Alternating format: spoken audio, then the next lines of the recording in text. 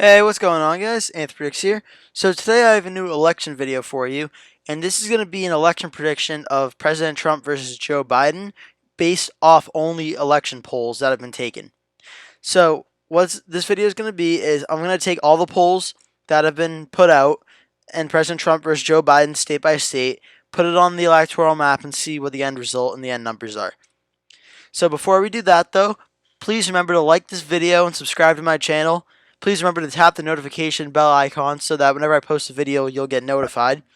Also, please remember to comment on my videos and comment new video ideas because I always like hearing from you guys and I always like getting new ideas for suggestions for future videos.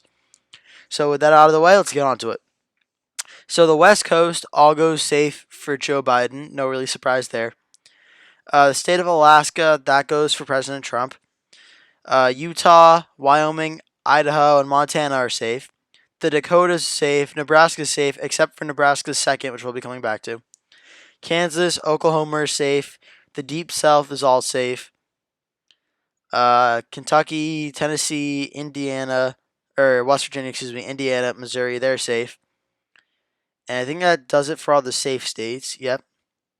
For their GOP. Now, the Democrats are safe up the East Coast. And interestingly enough, they're actually safe in the state of Maine and its first district, and in the state of Maine's Maine at large, surprisingly, for Joe Biden. And then New York is safe, and Illinois is safe as well. So Joe Biden already has an early advantage of 185 to President Trump's 125. So from the West Coast, this is interesting. Nevada is a lean Democratic state under Joe Biden. That's kind of expected based off polling, but not too much of a surprise. But Colorado is safe, and New Mexico is likely based off polling. This is kind of an interesting result. And this one's really interesting. The state of Arizona is a tilt Democratic column. Based off polling, Biden would win Arizona by about 1%, or a little under 1%. And this is interesting because we haven't seen Arizona go Democrat at a national presidential election yet in the modern times. We've seen it go for a Democratic senator in the 2018 midterms, but not at the national election yet. The state of Texas will go to President Trump only by a tilt margin, which would be the closest margin we've seen at a presidential election history up to this time in modern times. Florida and Georgia are both lean Democratic states if it's Trump versus Joe Biden based off polls. The congressional seat of Nebraska's second is a tilt for Joe Biden, and President Trump in Maine's second is a tilt for President Trump. North Carolina is a lean win for Joe Biden, and Virginia is a safe seat for Joe Biden. So this is a pretty interesting map so far. The state of Iowa will go for President Trump by a lean margin. The state of Minnesota will be safe for Joe Biden.